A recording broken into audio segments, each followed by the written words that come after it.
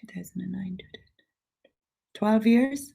And I love them, absolutely love them. I trained as a therapist 17 years ago, nearly 18 years ago. And it could be actually 18 years ago now. So that means I'm getting old. And I trained as a therapist, worked around the world, did the cruise ships, done all of that kind of stuff. And then I came back in 2008 to Ireland, and the advanced skin treatments were just starting to come out. And that's when I started the whole kind of getting into these, because the results with this kind of treatments are amazing. So what we're going to talk about at the moment is adding LED onto these treatments, onto the advanced skin treatments, or having them as standalone treatments themselves. So in our clinics, we do a combination of both. We might have them added onto our treatments, or we might have them with our lymphatic suit. So we'll put them in a lymphatic suit and put the LED on, so they're having two treatments at once. We found this especially helpful when contact services couldn't be carried out. So say, for example, if restrictions lift, you can have the contact services. You can't do contact services for another month after restrictions start to lift. What you can do is stuff more at a distance, or not being interactive with the clients. There was a stage where hairdressers were doing treatments, but we couldn't because it's too close contact. So this is when these treatments they came in handy. So we would put them in lymphatic bodysuit, put them under LED, and leave them alone for 20 minutes to relax. So it's good that way, but it's also good to incorporate with your training. So we're going to get on with your treatment, sorry. We're going to get started on the LED. So LED is light emitting diodes. So it's a treatment that's really boomed over the last year or 2 years. It's really come up on Instagram, clients asking for it, and it's really good to have on your list of treatments. But really what you want to do is understand it, how it works. I'm going to put the picture of me off so that I don't have to look out at myself.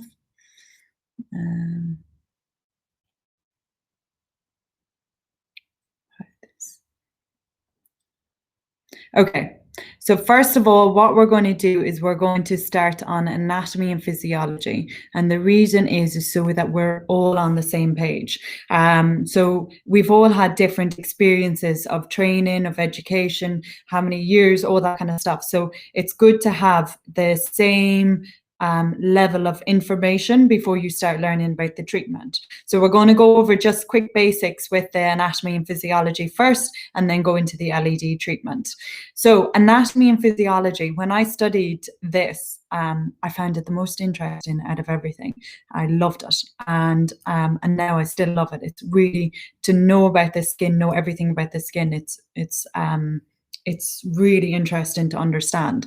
So we have 3 layers of the skin. So we have our epidermis is our top layer of our skin. Dermis is our kind of bounce to our skin, and hypodermis is the fatty area to your skin, and that's where you're getting down more into your body.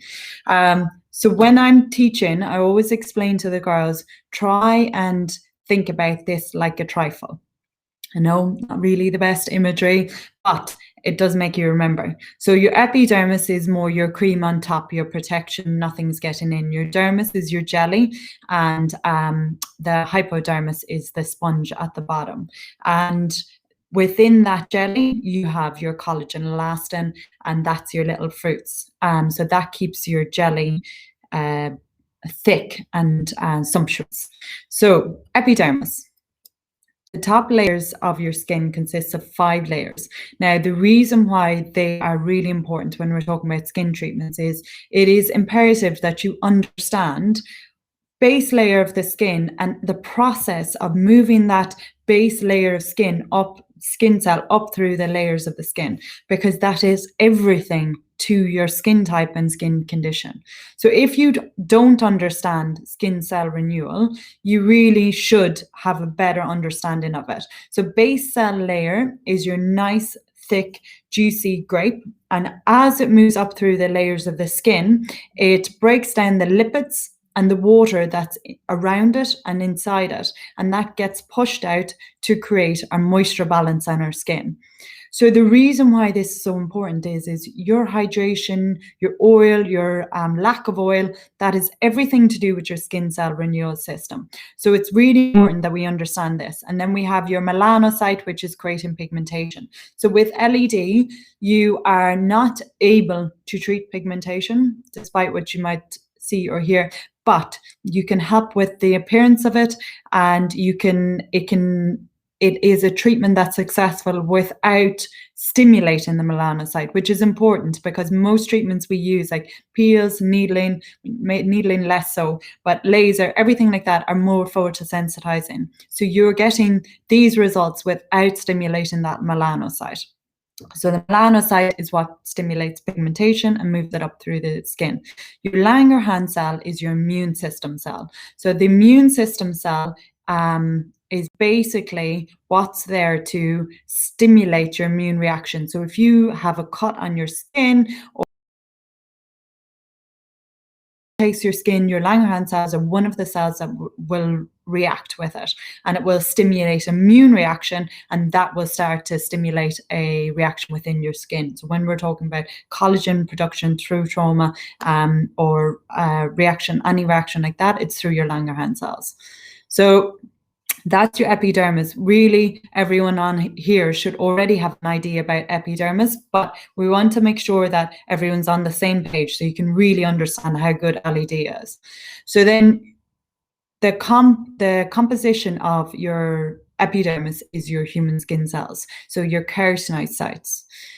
Your keratinocytes are those juicy grapes at the base cell layer of your skin. And those juicy grapes move up through the layers of the skin, and then they push the water and oil out that make up the barrier of your skin. So when we're talking about the cell renewal, we're talking about that nice juicy grape moving up through the layers of the skin.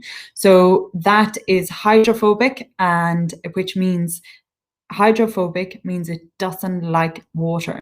So when you're using like water on your skin, you're actually detracting the moisture within your skin. So you just need to be aware of that when you're advising cleansers, when you're advising treatments, that if someone's lacking moisture or lacking oil within their skin, that you need to be aware of. The more I put when they're washing, that will take away the hydration. So how do I replace that? So then the keratinocyte moves up through the layers of the skin. That takes about a month. The older you get, the more it slows down, and that's a big deal with aging. And it's also able to reflect light. So when we use lasers on our skin, the lasers can have like a percentage of it will bounce back because the keratinocyte will reflect light. Okay, so then your melanocyte, we're talking about pigmentation. The pigmentation is stimulated the UV rays coming down from the sun. We understand about that. Your melanocyte gets reactive and stimulates pigmentation up to the top layers of the skin. Then we have your dermis, which is the jelly to your trifle. So the dermis has glycoaminoglycans. So glycoaminoglycans are the bounce. And within the glycoaminoglycans, you have your collagen and elastin sitting within it. So glycoaminoglycans are made up of 4 factors, but your main factor of glycoaminoglycans or GAGs is hyaluronic acid. So this is why we talk about hyaluronic acid. The hyaluronic acid is the bounce, is the jelly to your skin. So if you're stimulating collagen and elastin, there's not much point if the trifle's flat. So you need to make sure you have enough hydration and bounce. That's why vitamin C and hyaluronic acid are amazing for your skin, because without those ingredients, you can't stimulate collagen or elastin. So a little tip is, when you're using the LED, use a hyaluronic acid serum with it. The light will still penetrate through and actually penetrate a little bit better, and that will hydrate the skin while you're stimulating collagen. So glycoaminoglycans are your jelly to it, and we're talking about your fibroblasts. Your fibroblasts are within your GAGs or your glycoaminoglycans, and that's what stimulates collagen and elastin. Fibroblasts make connective tissue collagen, and elastin fibers. But your cells, they divide, replicate and divide as time goes on. Now, what happens is as you get older, those fibroblasts stop replicating as much, or they don't divide as easily.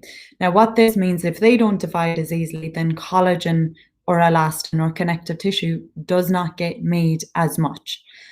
The only way to get the fibroblasts to start dividing again is to stimulate trauma, because it's an immune reaction.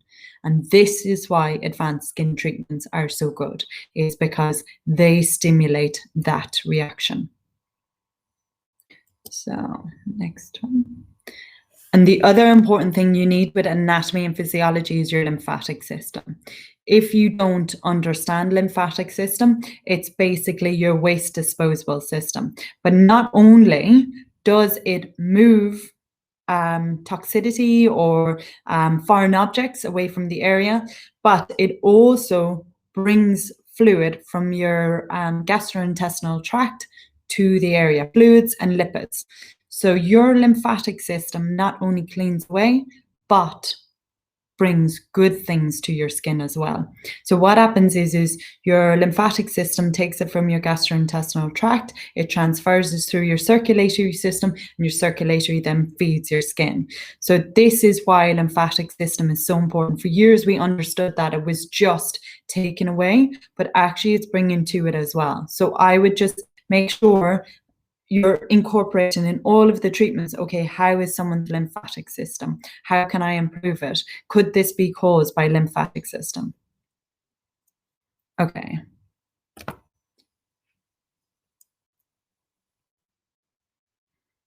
It carries away toxins, it's throughout your whole body. It carries lipids and lipid-soluble vitamins from your gastrointestinal tract. It's the nourishing fluid of the cells, it's the healer of wounds, the builder of tissues, and regenerator. And then we have our acid mantle. Our acid mantle, which everybody should know by now, is 4.5 to 5.5. A big problem with our skin is when the acid mantle, or the pH of our skin, is stripped. Basically what it means is the barrier that protects our skin is broken down. And when that's broken down, then you get combination skin, sensitized skin, reaction skin. So that is a big factor to understand. So something that changes the pH of our skin is very bad for our skin, unless it's there to change it on purpose to rechange it back. For example, chemical peels, they change the pH of our skin. We re-neutralize our skin, and then we're bringing it back to the correct pH after we broke down the dead skin cells. So there's a purpose to it. And there is the circulatory system. The circulatory system is also very, very important and often overlooked with a lot of our treatments. So what it does is it feeds the skin, it feeds the muscles, and it feeds the skin. So your circulatory, if you see someone that smokes, one of the main reasons, okay, apart from destroying cells and stuff like that, one of the main reasons smoking causes such bad skin is because lack of circulation to the skin. It's nothing feeding it, so it gets dull. Your skin, the muscles are not connecting to the skin. This is starting to separate. They're starting to have a breakdown of elasticity. So circulation is huge. Years ago, there was a study done about people who would slap their skin, stimulate circulation to their skin on a daily basis for 3 months. The difference was amazing. So that's why, like, these treatments of stimulating circulation are really coming back in force at the moment, because everyone's understanding you need to keep stimulating your skin, so keep feeding your skin, because there's so much in our, like, you know, diets, pollution, stress, everything like that. Like, stress directly slows down the circulatory system to feed the skin, because it's a kind of lowering your blood pressure. It's not feeding the skin to the area much because the amount of toxins released from the cortisol from your stress. So there's things like that that you really have to take into consideration. The reason why I'm talking about these now is because these are all systems that are impacted or improved with LED.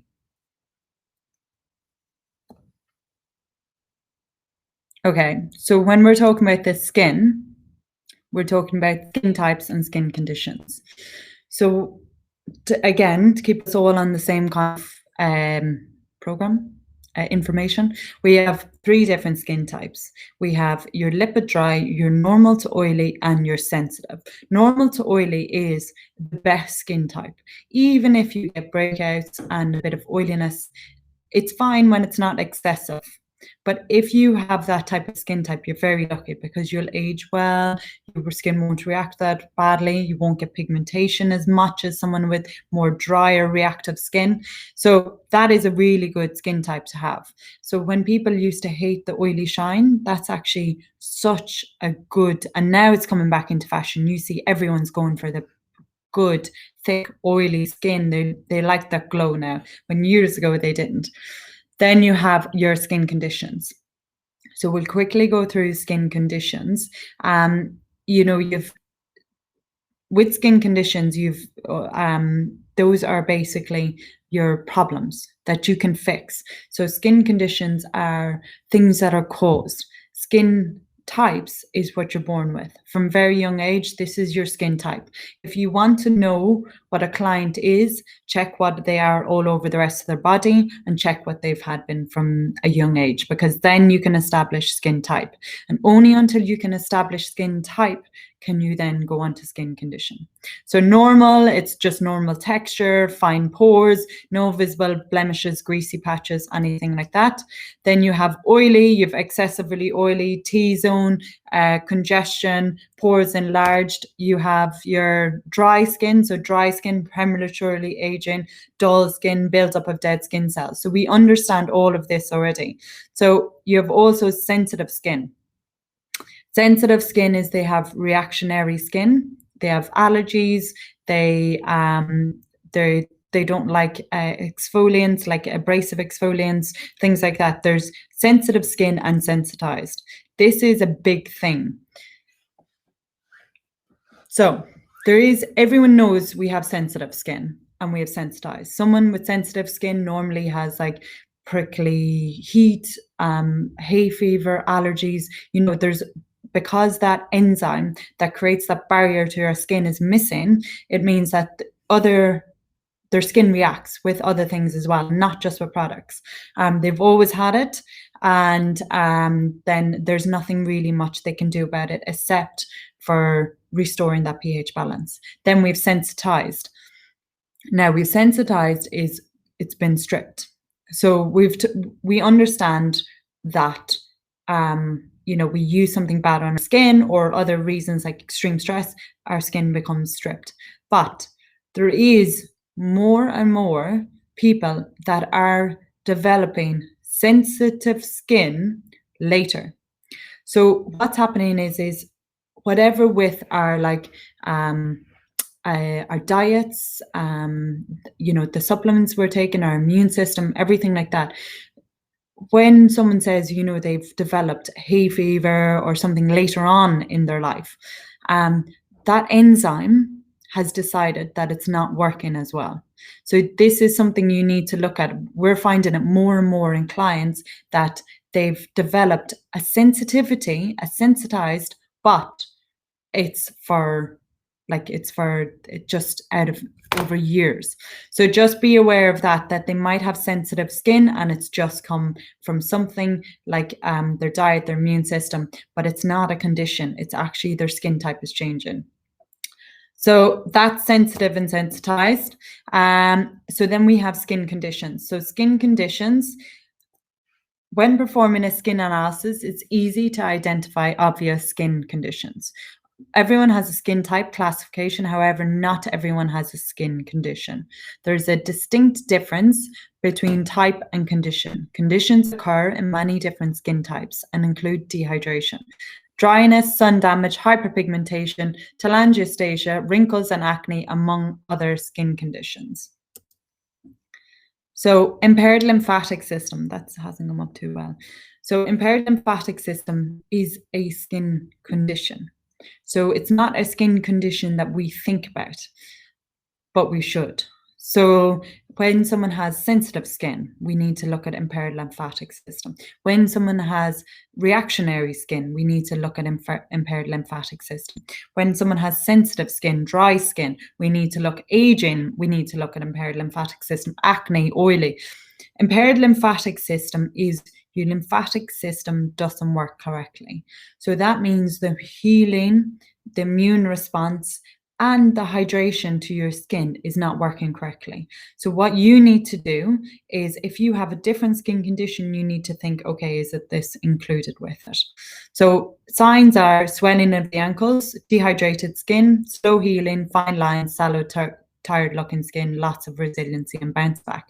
Now, if you have someone who gets puffy eyes in the morning and spots that don't heal, like it takes a week or two for a spot to heal, then that's a problem with impaired lymphatic system.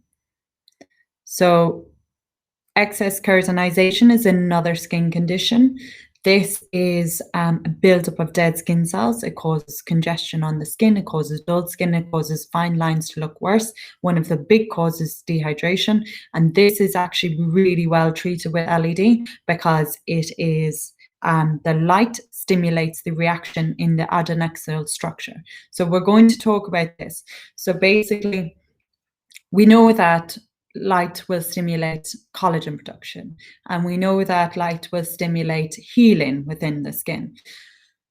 With excess keratinization, the reason why we talk about this is you have in the adnexal structure, it is where your new cells come from of your skin. That's where they're like made before they go up into the stratum basal. So this is caused or helped by vitamin D. So you ever get excess keratinization on the back of your arms during winter because you've less vitamin D. We've also associated more people not taking omega supplements. We've saw our omega oils are not eating enough diet, rich in diet of omega oils, having excess to keratinization or dehydration. So how it stimulates is that light actually helps create those new cells in the adnexal structure again. So it means that whole process of skin renewal system from below stratum basal is being stimulated for much, much better results. So, and then we have impaired mantles, another skin condition we spoke about to script. This again, the LED will help with. Then you've dehydrated skin. The light is proven to, LED lights, especially red as it's a deeper one, and also the infrared we're going to speak about, but that's actually proven to stimulate hyaluronic acid production within the skin. So dehydrated skin is a huge thing with people for fine lines, aging, and dehydrated skin is also linked to excess keratinization and lymphatic system. We have acne, which we know about already. We have different stages of acne. So you have blackheads. Blackheads are it's dirt, pollution, not cleaning your skin properly. Whiteheads is your lanolin or your oily products, or you have just an excess amount of oil being produced. Why? It could be sugar, it could be stress. Papules, pustules are your small spots, big spots.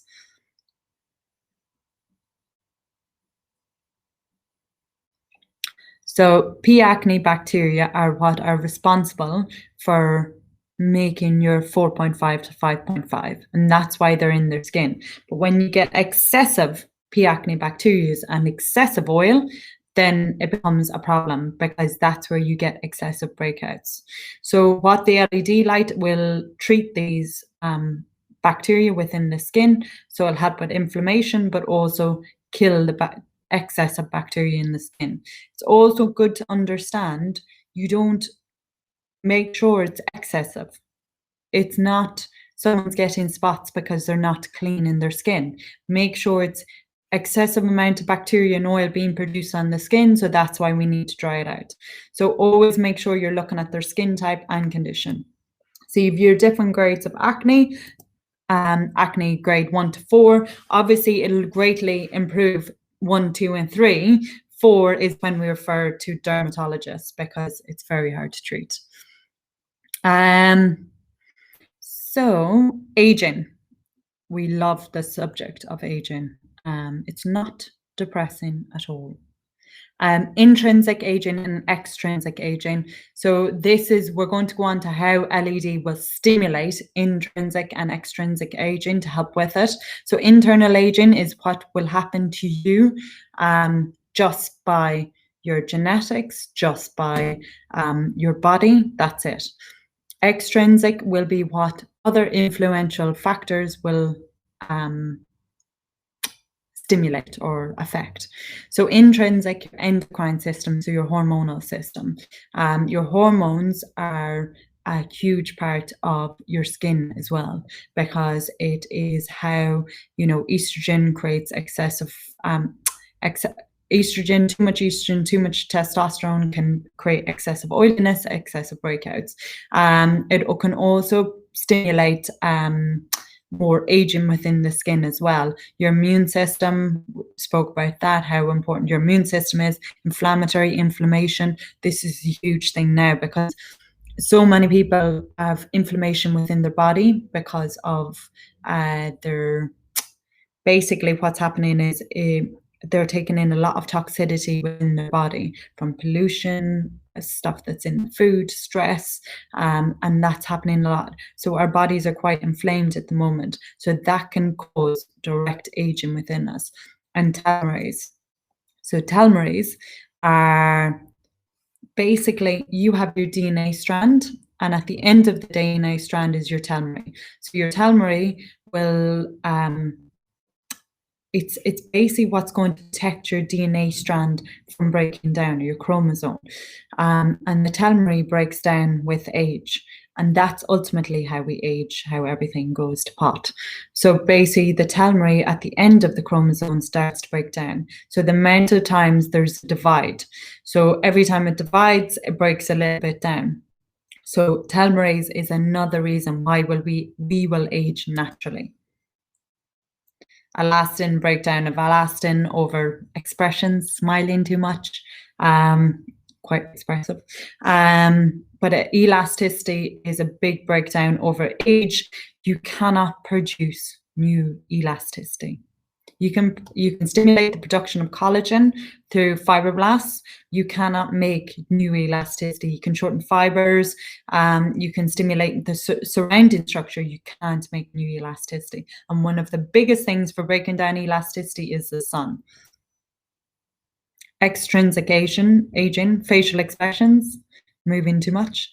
Gravity is a constant pull on your skin. Sleeping positions. Okay, we know sleeping positions is just pushing against the skin, compression for 8 hours at a time onto your skin. Silk pillows is a good way forward. The smoking, free radicals are all destroying your chromosome, your telomerase. It's all breaking that down, and environmental elements. So this is all the type of aging that we have to currently help with our clients. So these are free radicals. Free radicals are little particles that will basically break up or destroy our DNA. So what happens is the free radicals has a certain amount of electrons, or how you can say is the free radical will have, it has to have a certain amount of legs or arms to it. And basically what happens over time is the free radical, a free radical will be missing an electron. So an arm or something like that. So it'll try to take from another what am I saying? Another enzyme within your body, it'll try to take that. So that will cause that to become into a free radical as well. So that's why we use antioxidants, because an antioxidant will basically give that arm back to that free radical. So for example, if you put vitamin C into the skin, vitamin C has an unlimited amount of electrons, and it can afford to lose them. So vitamin C is a great antioxidant because you can put it onto the skin and it can lose electrons without actually affecting it. So the vitamin C is a great antioxidant to neutralize those free radicals, but those free radicals is how we age. Okay, so health and safety within the salon, you should all have a good idea of this as well. If you're doing LED treatments, you need to make sure you're safe. You need to make sure you're using proper equipment. You need to make sure that it's CE marked. You need to make sure that PAT testing, wiring, everything like that. So you've legal responsibilities. You need to look for hazards and risks, health and safety, personal health and hygiene in the workplace. So you need to make sure that you're being very responsible within your working environment, making sure that everything's cleared down, making sure that you're not having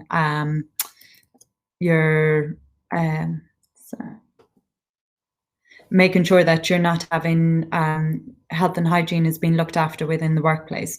So making sure that you understand all of this, your antiseptic, your bacteria, your contraindications, your cross-infection, your disinfection, your hazards and your risks. So this is the point of health and safety, is that you understand that.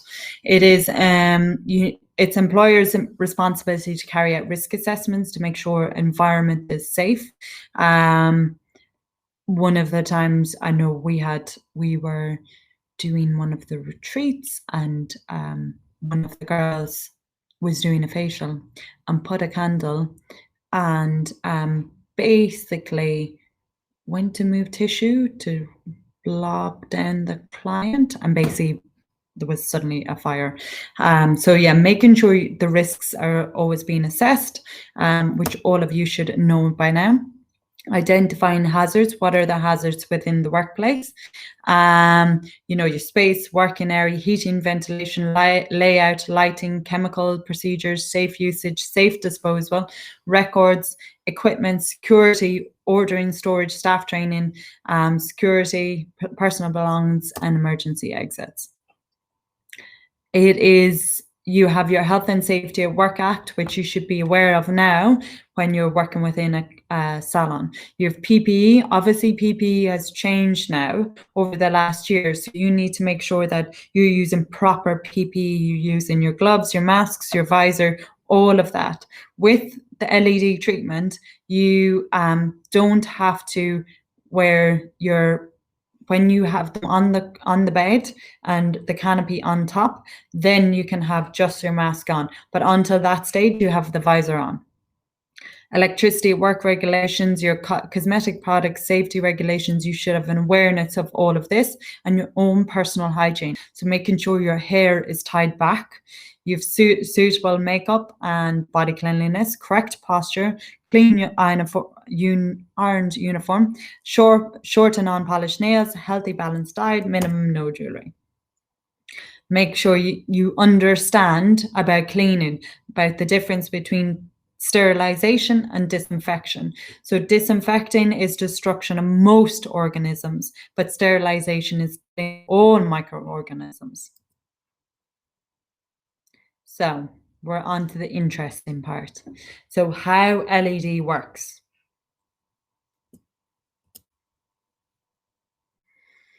Okay, so LED is light emitting diodes. So it is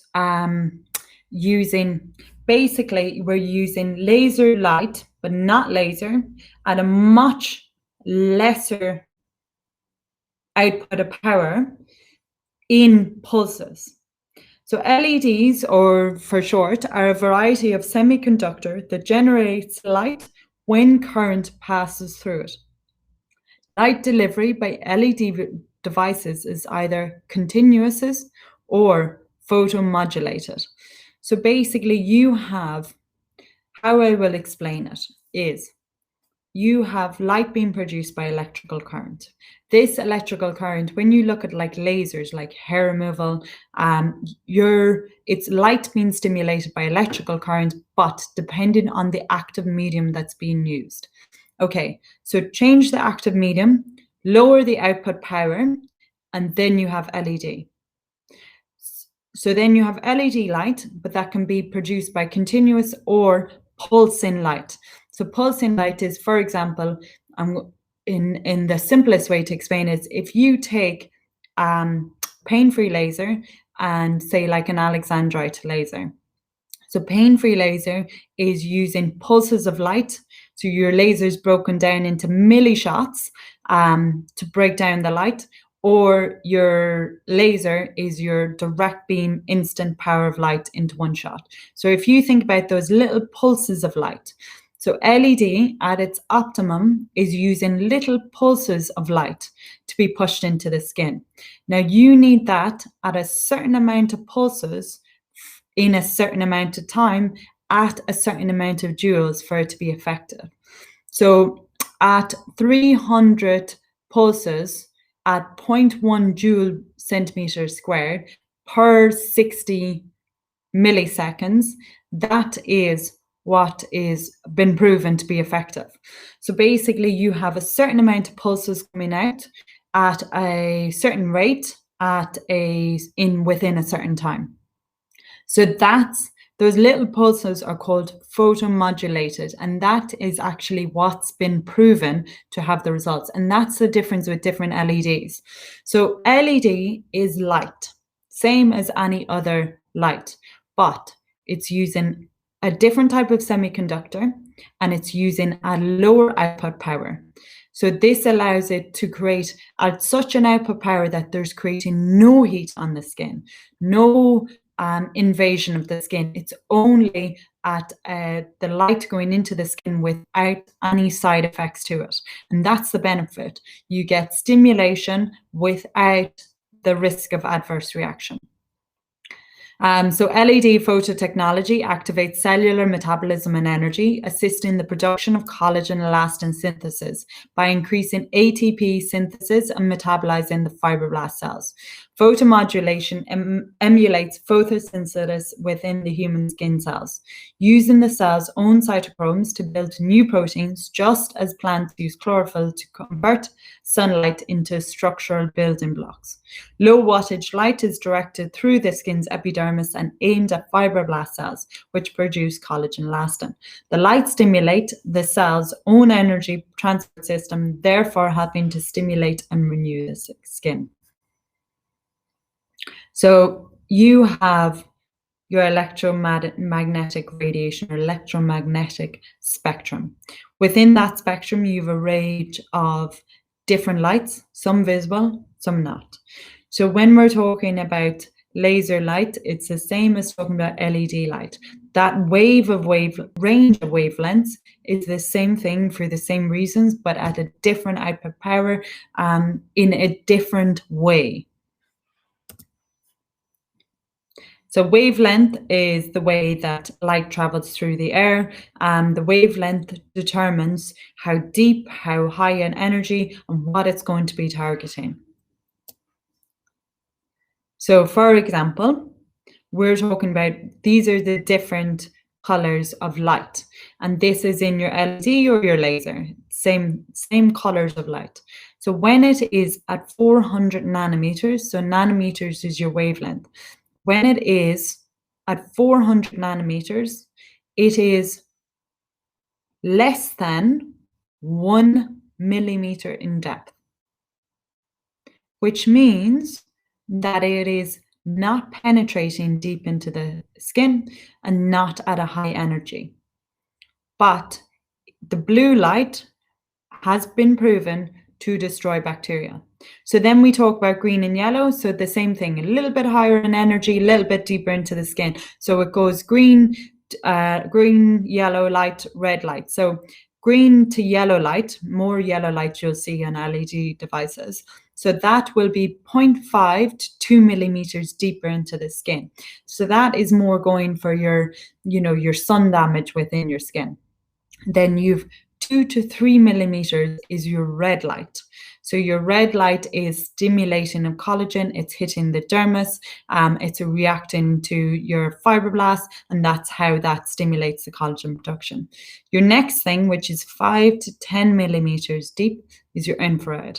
So that's what we include. We include infrared as well. Infrared at that depth has been proven to help healing with psoriasis, help healing with eczema, help healing with, skin lesions, post-treatment. So it's really good for healing within the skin. So that gets 5 to 10 millimeters in depth, and it's using your infrared. So that's why we've added infrared now. So LED benefits. Blue light has a maximal penetration of up to 1 millimeter. It is best suited for the treatment of more superficial conditions such as acne keratosis or to treat P. acne in acne vulgaris.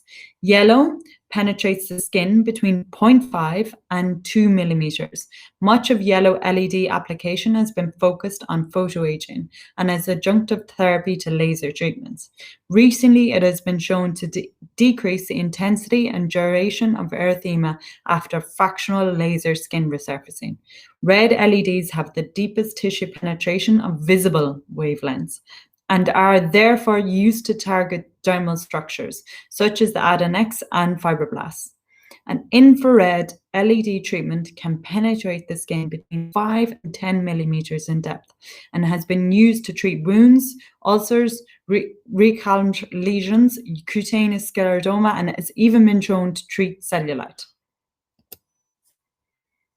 So you can treat acne, aging, healing, capillary network, and reducing puffiness. That's what we say. We don't say there's a lot more benefits to it, but this is what you'll see a difference with.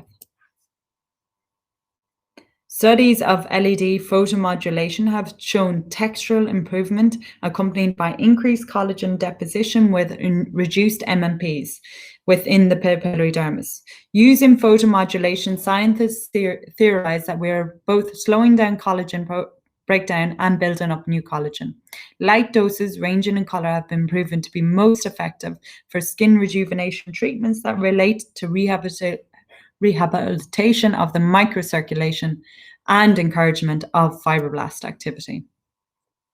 Studies show that when light therapy, skin cells grow 150 to 200% faster when exposed to different wavelengths of light. When light penetrates down to target cells, a change is caused within the cell. Light can be used to protect, nourish, treat, correct, and restore the health of skin, and it's highly effective in doubling lymphatic system flow. So lymphatic system flow is the healing and feeding of your skin. Plus, along with the infrared, you'll get heat to stimulate your circulation. You notice a glow for about 2 to 3 days. There's a bit of warmth to the skin, but it's not damaging heat, and it's very relaxing. And it's nice for the client to be relaxed during the treatment because that, of course, will be added benefits to the skin. So,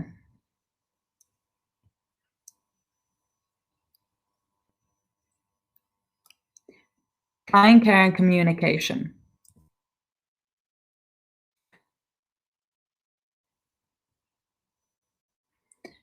So why is communication important? It conveys thoughts and ideas, manages clients' expectations, learns clients' medical history and lifestyle, clearly explains the treatment to distinguish any contraindications, to be able to determine the correct treatment for them, to learn the client's wants and needs. So legal requirement. Legally, you need to get a client signature. You need to fill out their consultation form. You need to make sure nothing has changed since the last time they've had a treatment, and you need to make sure you don't discuss anything with anyone else. You should sit down with them at least 24 hours before treatment, obtain personal details, gather information about needs and expectations, assess client suitability, explain the treatment procedure, devise a treatment plan, and obtain client consent and signature. Personal space, use positive, polite, respectful body language, ask permission before touching the client, ensure room is private, and protect client's modesty. Make sure that you're checking for contraindications, counteractions, and aftercare with the client, of course. All new clients must fill out consultation card. You need to make sure you're taking pictures front and sides always for every treatment, front and sides. Ensure LED panel is correctly positioned over the face. The LED panel should evenly surround the face and should sit at the same angle as the head. During the treatment, the light should be visible both to the top of the forehead and the chin neck area. It's extremely important that the entire face and neck is exposed so the client can gain the best absorption of light. Once the treatment is started, double check the light is hitting all the right areas. And much the same way as with a laser head treatment, the position of equipment is key. Always complete client notes and make sure you put in notes after treatment. The more thorough and specific you can be, you may not deliver the client's next treatment, so any comments will help the other therapist. So aftercare, just advise them for best absorption, best skin reaction, leave the area alone, don't put makeup on for the rest of the day, try not to have any heat treatments, and just wear an SPF. You don't have to worry about photosensitivity. It doesn't affect photosensitivity, but I would say tell them to wear an SPF anyway. Explain to them that they need to do more regular treatments. So really, they should be doing a treatment once a week.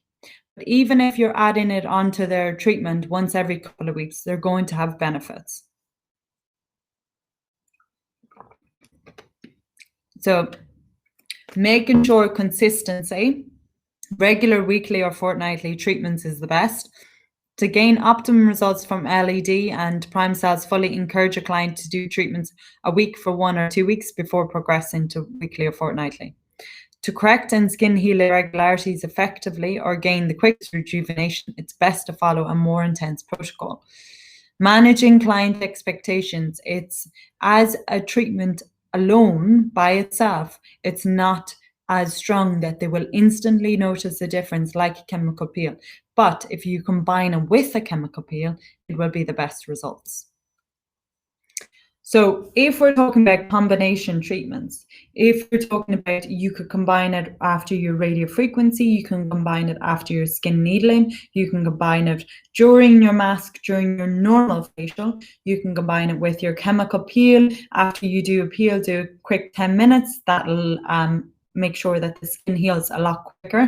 So you can combine it with all your treatments. So for example, in our clinic or in my clinic, what we would do is we would do your whole treatment using your IPL, using your chemical peels, resurfacers, and then while we put the mask on, we put the LED on. So we would put like a hydrating mask on, with the LED over it for maximum effect. So mask versus canopy.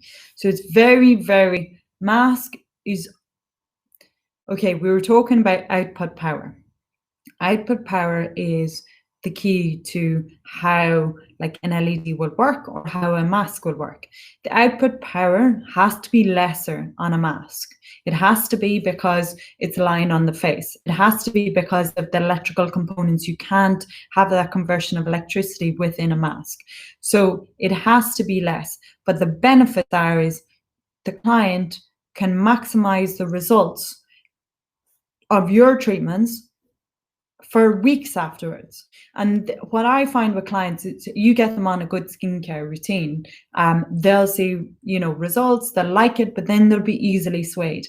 You add in technology and then they're like, no, I can really see a difference. So they're more liking the whole skincare at home care routine. So masks are great for clients. They don't have the same output power. They don't have the same kind of depth of penetration that the LED canopies do.